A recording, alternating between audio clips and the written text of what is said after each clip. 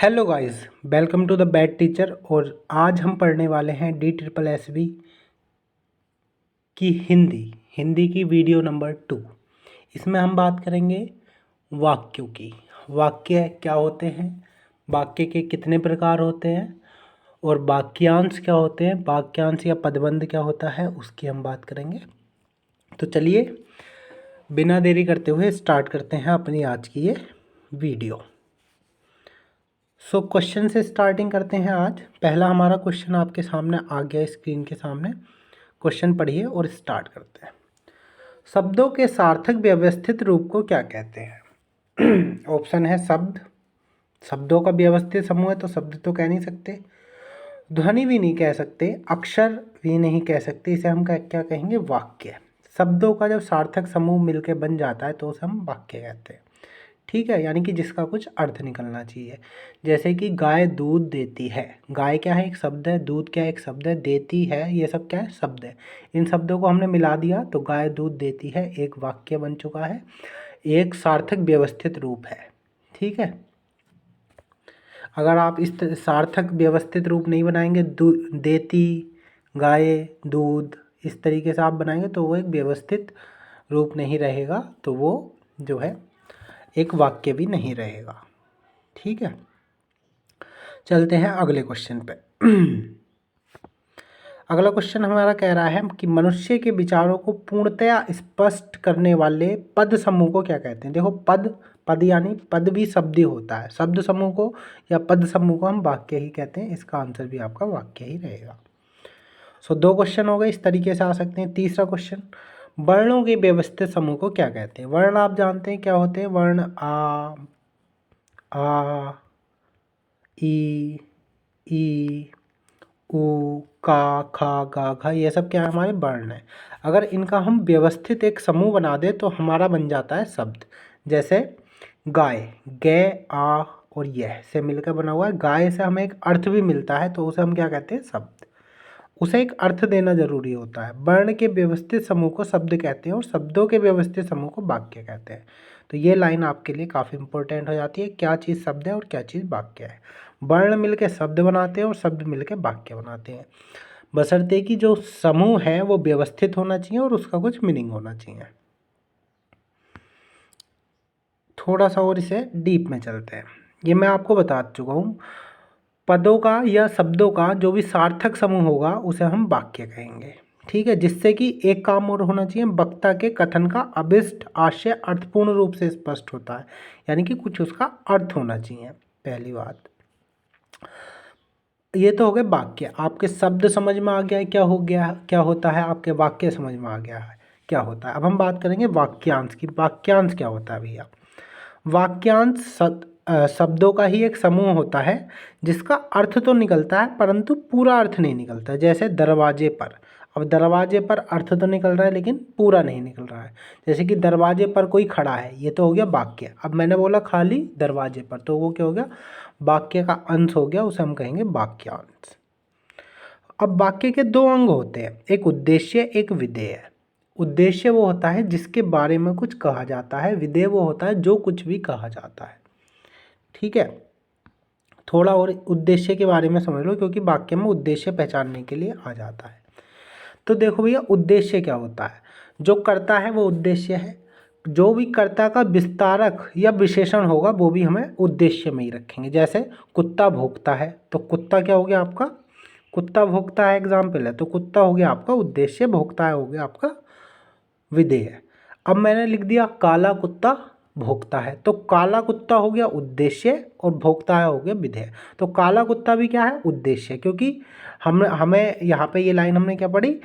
कर्ता का विस्तारक या विशेषण हो तो उसे भी हम उद्देश्य में ही रखेंगे, यानी कि काला कुत्ता वो उसका विशेषण है कुत्ते का, तो वो भी हमारा उद्देश्य में ही रखा जाएगा। ठीक है, या एक सेंटेंस और देता हूँ मैं तुम्हें कि वह कुत्ता जो पेड़ के नीचे खड़ा है भौंकता है। तो ये जो पूरा है ना, वह कुत्ता जो पेड़ के नीचे खड़ा है, ये विस्तारक है। समझ रहे हो? कर्ता का विस्तारक हो या विशेषण हो, तो वह कुत्ता जो पेड़ के नीचे खड़ा है भौंकता है। तो वह कुत्ता जो पेड़ के नीचे खड़ा है, ये पूरा का पूरा उद्देश्य में हमारा चला जाएगा। ये लाइन आप यहाँ पे समझ सकते हो। जो कर्ता की विशेषता बताता है वो तो विशेषण होगा ही होगा। ठीक है, इतना ही इसमें हम पढ़ेंगे। चलिए चलते हैं अपनी नेक्स्ट स्लाइड पे। अब देखो, हमने वाक्य पढ़ लिया क्या होता है, हमने वाक्यांश पढ़ लिया क्या होता है, हमने उद्देश्य पढ़ लिया, हमने विधेय पढ़ लिया। अब वाक्य जो होते हैं वो रचना की दृष्टि से 3 प्रकार के होते हैं। किस चीज़ की दृष्टि से? रचना की। अर्थ की दृष्टि से पढ़ेंगे बाद में, पहले रचना की दृष्टि से पढ़ लेते हैं, क्योंकि इससे क्वेश्चन आता ही आता है हर एग्जाम में। सरल वाक्य क्या होता है? जिसमें एक उद्देश्य और एक क्रिया होती है। एक उद्देश्य होता है और एक क्रिया होती है, उसे हम कहते हैं सरल वाक्य। और विधेय भी एक ही होता है। एक उद्देश्य, एक क्रिया और एक विधेय होगा, वो हमारा सरल वाक्य कहलाएगा। जैसे बादल बरसता है, राम खाता है। तो यहाँ पे बादल एक उद्देश्य है, बरसता एक क्रिया है, बरसता है ये भी एक ही विधेय है। राम खाता है, तो राम उद्देश्य, खाता है विधेय, या खाता क्या होगी? क्रिया। तो सरल वाक्य को हम बड़ी सरलता से पहचान सकते हैं। अब हम बात करेंगे मिश्र वाक्यों की। देखिए, अभी यहाँ पे हम एक मोटा मोटा वो लेके चल रहे हैं कि हमारे दिमाग में कुछ इमेज बन जाए, क्या चीज़ क्या होती है। बाकी हम क्वेश्चन करते करते उनका लॉजिकल तरीके से आंसर देंगे और समझते जाएंगे। मिश्र वाक्य क्या है भैया? मिश्र वाक्य उसे कहते हैं जिसमें एक सरल वाक्य के अतिरिक्त उसके अधीन कोई अन्य वाक्य होता है। यानी कि एक तो सरल वाक्य होगा, यानी कि एक उद्देश्य होगा और एक विधेय होगा, लेकिन उस उद्देश्य और विधेय के अधीन एक वाक्य और होगा। यानी कि वाक्य कितने होंगे? 2। ठीक है, और जो वाक्य उसके अधीन होगा वो उपवाक्य कहलाएगा। ठीक है, अभी हम उपवाक्य की आगे बात करेंगे। जैसे कि एग्जाम्पल देखते हैं, वह कौन सा भारतीय है जिसने महात्मा गांधी का नाम न सुना हो? तो वह कौन सा भारतीय है, तो एक सरल वाक्य हो गया। महात्मा गांधी का नाम न सुना हो, जिसने। अब जिसने जो है इसके अधीन है, तो ये वाक्य जो दूसरा वाला है, महात्मा गांधी का नाम न सुना हो, ये जिसने आगे वाले वाक्य के अधीन है, तो ये हमारा मिश्र वाक्य हो जाएगा। अब कुछ शब्द जो हैं वो हमें पहचानने हैं, ये वो शब्द हैं जो मिश्र वाक्य में मिलते हैं। इनकी अभी मैं आगे बात करूँगा ट्रिक से, ताकि आपके याद भी हो जाए।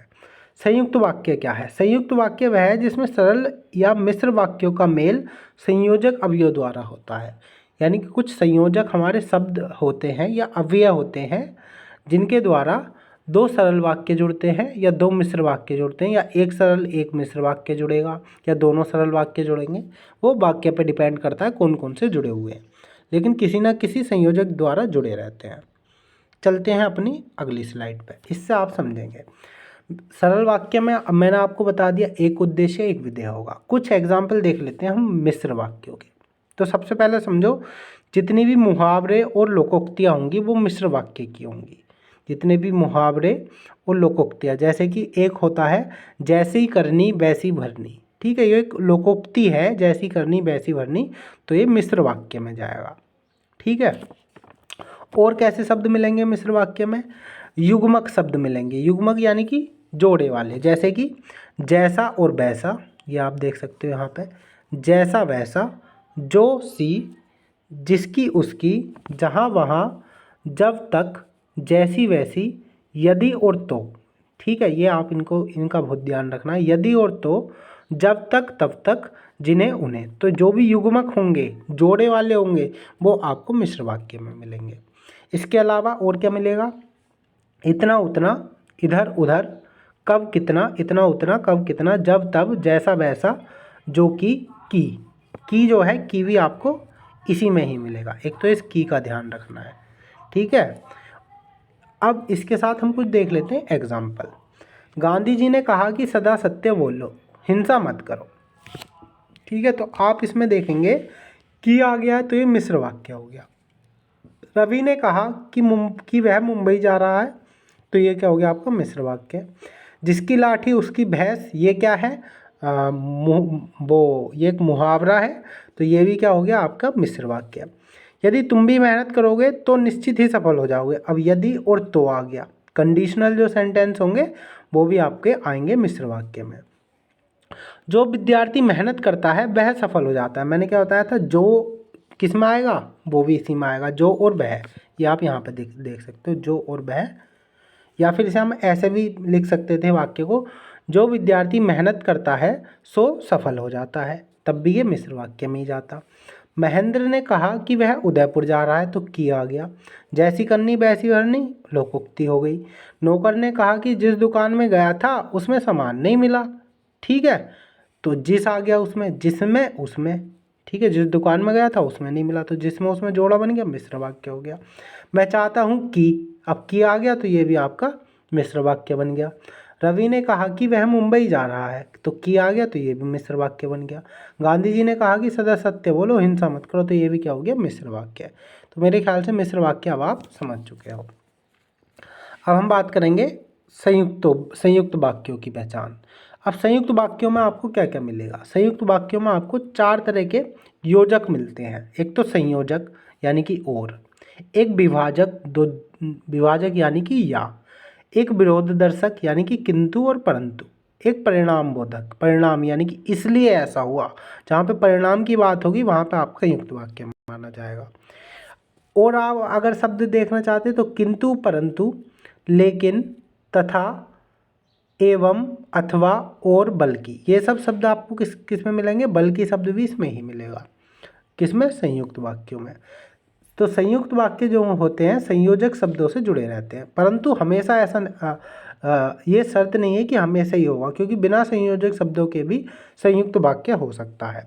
अच्छा, जैसे कि आपको ये दिख रहा है, उसको न नींद आती है न भूख प्यास लगती है, तो ये आपका किस में जाएगा? संयुक्त वाक्य में। देखो मिस्र में क्यों नहीं गया? क्योंकि मिस्र का तो हमें ना भूख प्यास लगती है ना उसको नींद आती है, तो भूख प्यास नींद ना आने पे डिपेंड है नहीं, ठीक है। भूख प्यास उसे अलग नहीं लगती, नींद उसे अलग नहीं आती, ठीक है। मिस्र है नहीं।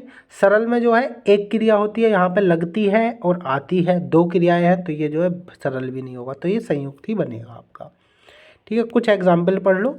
महेश खेलता है और रमेश पढ़ता है, तो 2 सब्जेक्ट हो गए, 2 उद्देश्य हो गए और 2 ही क्रिया हो गई, तो सरल तो हो नहीं सकता, तो ये किस में जाएगा? संयुक्त में, क्योंकि और से भी जुड़ा हुआ है। जुड़ा हुआ किस सबसे? और से। रमेश बीमार है इसलिए आज खेलने नहीं आया। अच्छा जी, रमेश बीमार है इसलिए, तो परिणाम निकल रहा है इसमें कहीं ना कहीं, तो परिणाम जहाँ भी निकलेगा वहाँ पे हम बात करेंगे संयुक्त वाक्य की। मैं स्कूल से घर आया ही था कि श्याम अपनी पतंग लेकर आ गया और हम दोनों पतंग उड़ाने चले गए, ठीक है। तो ये आपका संयुक्त हो गया, क्योंकि आपको यहाँ पे और मिल गया। अगला, श्याम मेहनती है किंतु समय का पाबंद नहीं है, तो किंतु जो है आपको पता है किस में मिलता है हमारा? संयुक्त वाक्य में। ग्रह सूर्य के आसपास घूमते हैं और उपग्रह सूर्य के आसपास घूमते हैं, ये भी और मिल गया इसमें। गर्मी से धातु फैलती है और ठंड से सिकुड़ती है, और मिल गया। हीरा खूबसूरत और कीमती होता है, तो और आपको यहाँ पे भी मिल गया। मैं आगे बढ़ गया और वह पीछे रह गया, तो यहाँ भी 2 वाक्य हैं, आगे बढ़ गया पीछे रह गया, तो और से जुड़े हुए हैं, ठीक है। अब चलते हैं अपने क्वेश्चन पे।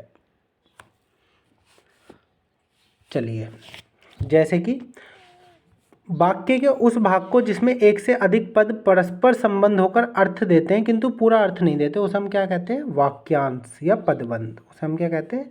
वाक्यांश कहते हैं या पदबंध कहते हैं। यहाँ पे आप पढ़ भी सकते हैं, शब्द भेदों की तरह पदबंध या वाक्यांश भी 8 प्रकार के होते हैं। जिस तरीके से शब्द 8 प्रकार के होते हैं ना, 8 प्रकार के कौन से? संज्ञा, सर्वनाम, क्रिया, विशेषण, ऐसे ही वाक्यांश भी 8 प्रकार के माने गए हैं, ठीक है। चलिए जी, कौन कौन से 8 प्रकार हैं वो आप यहाँ से देख सकते हैं। जैसे संज्ञा पदबंध, सर्वनाम पदबंध, क्रिया पदबंध, विशेषण पदबंध, क्रिया विशेषण पदबंध, संबंध बोधक पदबंध, समुच्चय बोधक पदबंध, विस्मयादि बोधक पदबंध या वाक्यांश। एग्जाम्पल देख लेते हैं। दशरथ पुत्र राम। अब देखो, दशरथ पुत्र राम, राम जहाँ तक एक तक दशरथ पुत्र राम, ये पूरा का पूरा एक वाक्यांश है। इस वाक्यांश ने हमें संज्ञा का अर्थ दिया, संज्ञा का हमें बोध कराया कि ये संज्ञा हो सकता है, तो ये जो है संज्ञा पदबंध हो गया। दशरथ पुत्र राम ने रावण जैसे महासुर को मार गिराया, ठीक है, हमेशा के लिए। मेहनत करने वाला, अब देखो यहाँ पे किसी का नाम तो आया नहीं, तो ये क्या हो गया? सर्वनाम पदबंध। 2 लड़कियाँ कूदती हैं, अब 2 लड़कियों की बात हो गई, कूदती हैं, तो क्रिया, क्रिया से उन लड़कियों की पहचान हो रही है, उन लड़कियों की पहचान क्रिया से हो रही है, तो ये हो गया क्रिया पदबंध। अब जोर जोर से आवाज़ करने वाला, अब देखो भाई कोई है जो आवाज़ कर रहा है, ठीक है। अब जोर जोर से आवाज़ कर रहा है, तो जोर जोर ने क्या बताई? उसकी विशेषता बताई, तो ये विशेषण पदबंध हो गया। एक होता है क्रिया विशेषण, क्रिया की विशेषता बताएगा। वह भोर होने पर घर वापस आया, तो वह भोर होने पर जो है ये एक वाक्यांश है, अर्थ तो दे रहा, पूरा नहीं दे रहा, पर कौन सा वाक्यांश है? क्रिया विशेषण। क्रिया की भोर होने की विशेषता बता दी, क्रिया हो रही है, भोर हो रही है, ठीक है, तो उसकी विशेषता बता दी, तो ये हो गया क्रिया विशेषण पदबंध। इसी तरीके से बदले में, तो यहाँ पे संबंध दिखाएगा एक का दूसरी चीज़ में, तुम मुझे खून दो मैं तुम्हें आज़ादी दूंगा, ठीक है, बदले की बात हो गई, तुम मुझे खून दो बदले में मैं तुम्हें आज़ादी दूंगा, तो इन खून का संबंध उससे हो गया आज़ादी से, तो यहाँ पे हो गया संबंध बोधक पदबंध। अगला समुच्चय बोधक पदबंध। मैं और अंजलि परम मित्र है, अब तुमने और अंजलि ने दोनों को साथ ले लिया गया, तो वो हो गया समुच्चय बोधक पदबंध। हे भगवान, हे भगवान, तो विस्मयादि बोधक शब्द है ये, हे भगवान, तो आपको विस्मयादिक पदबंध ये हो गया।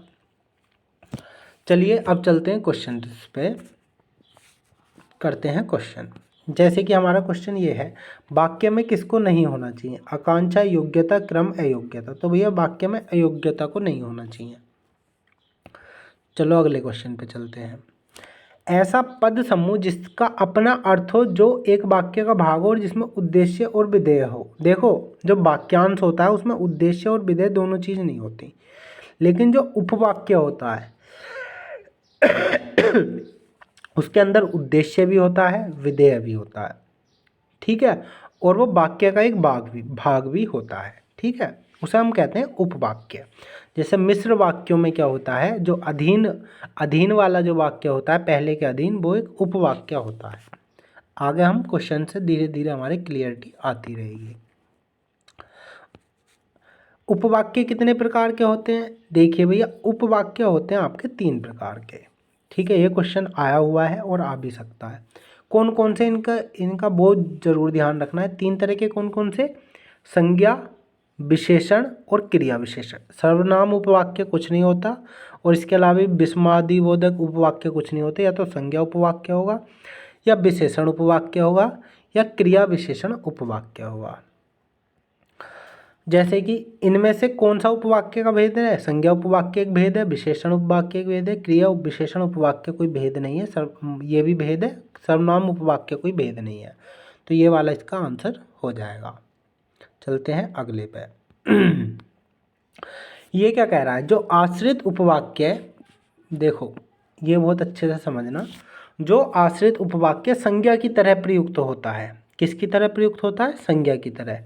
तो वो कौन सा उपवाक्य कहलाएगा? देखो जो संज्ञा की तरह प्रयुक्त होगा वो संज्ञा उपवाक्य कहलाएगा, जो विशेषण की तरह वो विशेषण उपवाक्य, जो क्रिया विशेषण की तरह वो क्रिया विशेषण उपवाक्य, सर्वनाम उपवाक्य होता नहीं है।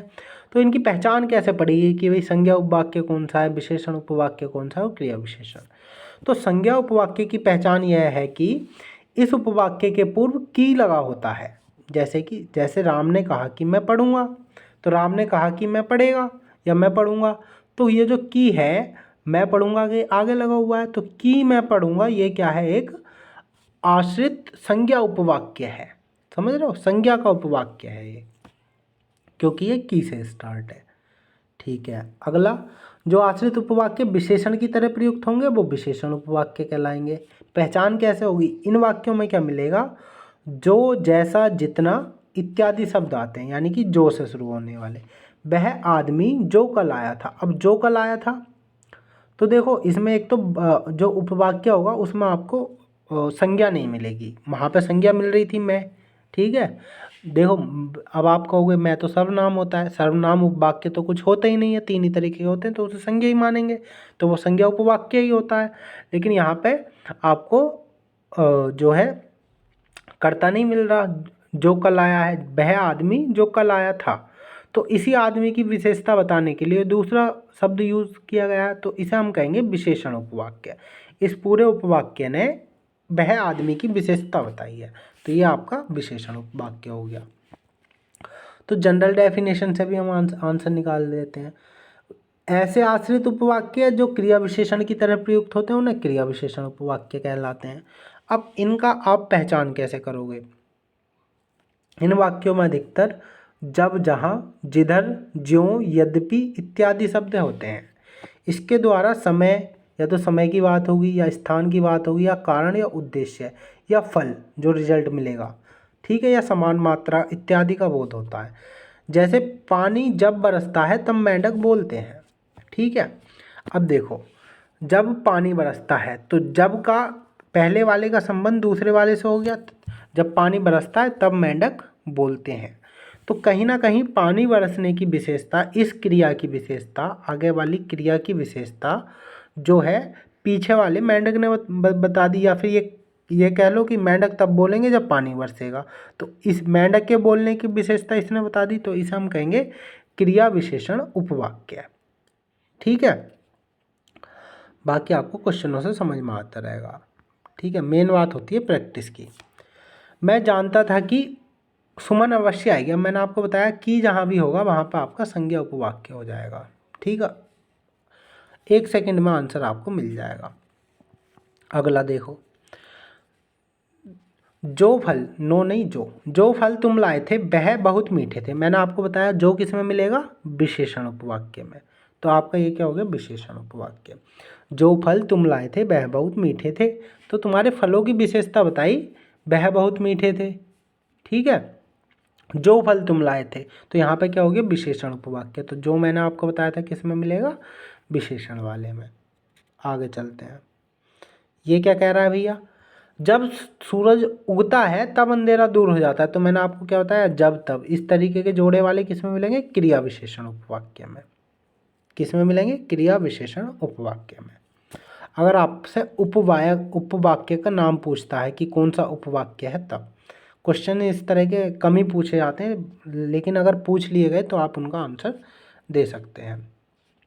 तो इसमें आपको पता चला कि भैया 3 तरह के उपवाक्य हो गए, संज्ञा, ठीक, विशेषण और क्रिया विशेषण। संज्ञा वाले में आपको की मिलेगा, इसमें जो, जिसने जैसे शब्द मिलेंगे, और इसमें कुछ ना कुछ कारण, परिणाम। देखो संज्ञा और विशेषण वाले पहचान गए, तो तीसरा क्रिया विशेषण ही आपका बचता है, तो उसे ऐसे भी याद कर सकते हो। अब रचना की दृष्टि से वाक्य कितने भेद है। रचना की दृष्टि से मैं पहले ही बता चुका हूँ इसी वीडियो में, 3 भेद होते हैं, सरल, मिश्र और संयुक्त, ठीक है। अगला क्वेश्चन है हमारा, रचना बनावट की दृष्टि में से कौन सा वाक्य का भेद नहीं है, सरल, मिश्र, संयुक्त है, समूह वाक्य कोई भेद नहीं है। ये हो गया गलत। जिस वाक्य में एक कर्ता एक क्रिया होती है वो सरल वाक्य होता है, ठीक है। ज़्यादा टाइम ना लेते हुए थोड़ी स्पीड से चलेंगे अब। अगला क्वेश्चन क्या है, जिस वाक्य में एक उद्देश्य एक विधेय होता है वो भी अपना सरल वाक्य होता है। चलिए, सोहन क्रिकेट खेलता है, ये क्या है, सरल वाक्य है। क्यों, क्योंकि सोहन एक ही उद्देश्य है, खेलना एक ही विधेय है, वो एक ही क्रिया है और एक ही विधेय है, क्रिकेट खेलता है।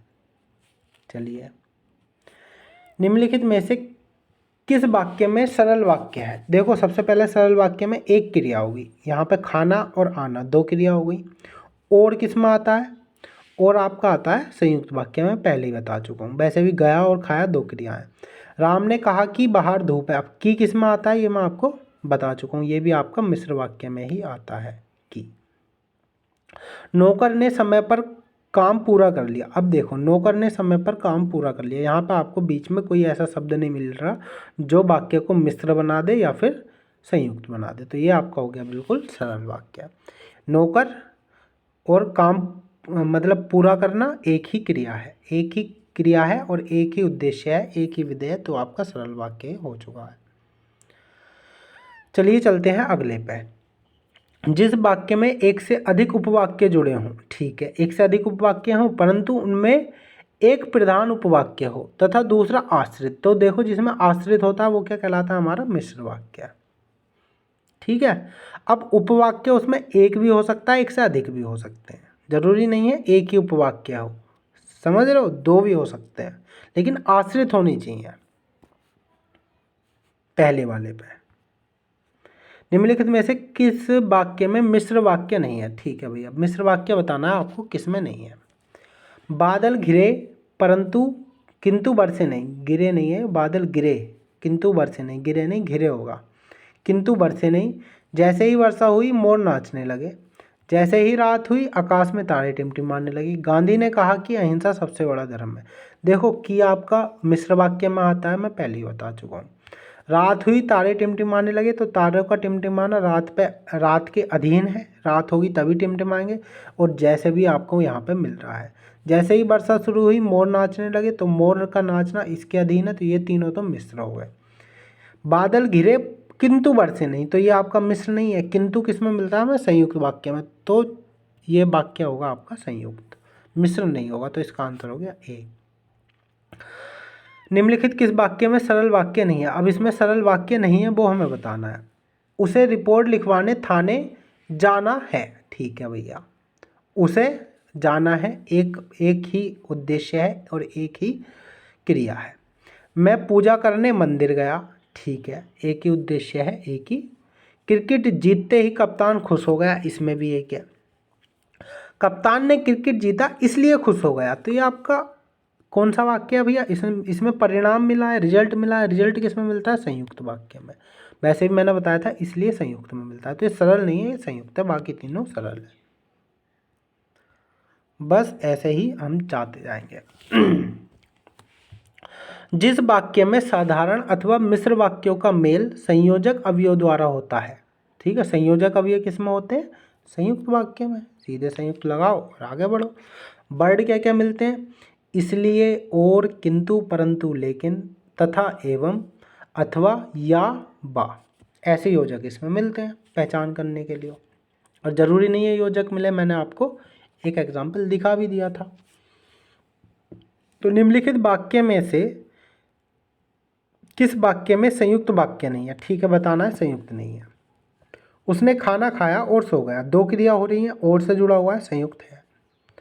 इतना कहा पर वह आया नहीं, परंतु वह आया नहीं। पर और परंतु बात एक ही होती है। इतना कहने पर भी वह आया नहीं, तो ये भी आपका संयुक्त वाक्य है। ठीक है, उसने अनुशासन भंग किया इसलिए प्राचार्य ने उसे दंडित किया। अब जो इसलिए है वो उसमें परिणाम वाला वो दे रहा है, तो संयुक्त में होता है। अब डी क्या है? इतना कहने पर भी वह नहीं आया। देखो, इतना कहा पर वह नहीं आया, ये चीज़ अलग है। इतना कहने पर भी नहीं आया, वह नहीं आया, ये चीज़ अलग है। समझ रहे हो? ये चीज़ अलग है। इतना कहने पर भी वह नहीं आया, यह आपका एक सरल वाक्य हो जाता है। इतना कहा पर वह नहीं आया, इतना कहा एक वाक्य हो गया, वह नहीं आया अलग वाक्य हो गया, दो वाक्य हो गए इसमें। ठीक है, यहाँ पे एक ही वाक्य है, इतना कहने पर भी वह नहीं आया, यहाँ पे कहीं भी गैप नहीं है। समझ रहे हो? तो ये आपका सरल वाक्य में जाएगा। चलते हैं इसी के साथ अगले वाक्य पे। निम्नलिखित वाक्यों में से कौन मिश्र वाक्य नहीं है? अब बताओ मिश्र कौन सा नहीं है? पहली बात तो मिश्र जब भी हमें चेक करना है कि मिश्र नहीं है, पहली बात तो उसमें कोई ना कोई आश्रित उपवाक्य होता है। आश्रित उपवाक्य होता है। पहले तो हमें ये देखना है आश्रित उपवाक्य, फिर हमें कुछ शब्द याद हैं जो मिलते हैं मिश्र वाक्य में, उन शब्दों को ढूंढना है। ठीक है, उसके अलावा जो भी बचेगा वो हमारा मिश्र वाक्य नहीं होगा। यह वही बच्चे हैं जो बैल को डंडे से मारते हैं। ठीक है, ये सही बात है, मिश्र वाक्य है। ठीक है, यह वही बच्चे हैं जो बच्चों को डंडे से मारते हैं। तो यहाँ पे जो शब्द मिल गया, जो मिलता है हमें मिश्र में।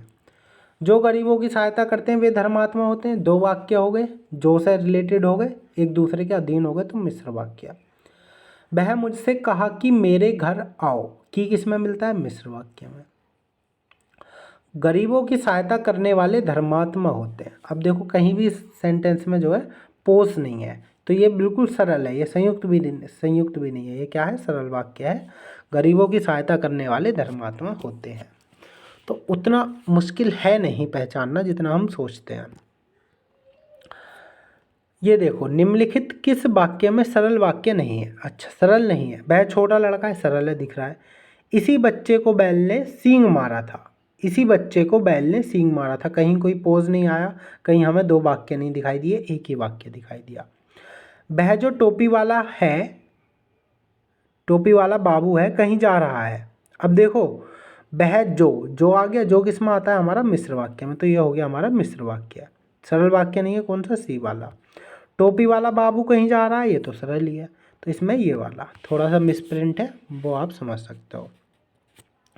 अगले पे चलते हैं। मैं चाहता हूँ, अब मैं क्या चाहता हूँ? मैं चाहता हूँ कि तुम्हारे साथ खेलूँ। रचना के आधार पर बताना है, तो की किस में मिलता है? मिश्र वाक्य में। ज़्यादा सोचना ही नहीं है, की मिश्र में मिलता है। आगे बढ़ जाएंगे, आगे चलते हैं। यह जो प्रबंध है, अब देखो जोड़ा मिल गया। यह जो प्रबंध है वह त्रुटिपूर्ण है। यहाँ जो प्रबंध है, तो यहाँ का प्रबंध त्रुटिपूर्ण है, तो ये दोनों आपस में रिलेटेड है, एक दूसरे पर आश्रित है, तो कैसा हो जाएगा? मिश्र वाक्य। चलिए अगले पे चलते हैं।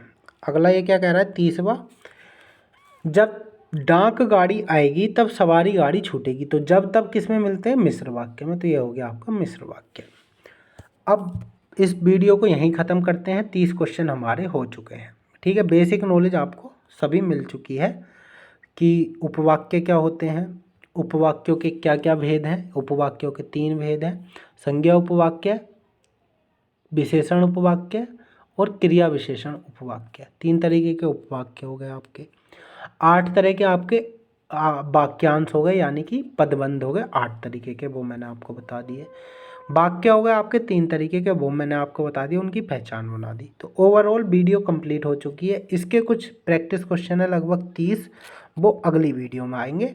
उसमें केवल आपको प्रैक्टिस करनी है। इस वीडियो को देखने के बाद उसे ज़रूर देखना, क्योंकि उससे आपको पता चल जाएगा कि कितना आपके काम की थी ये वीडियो या नहीं।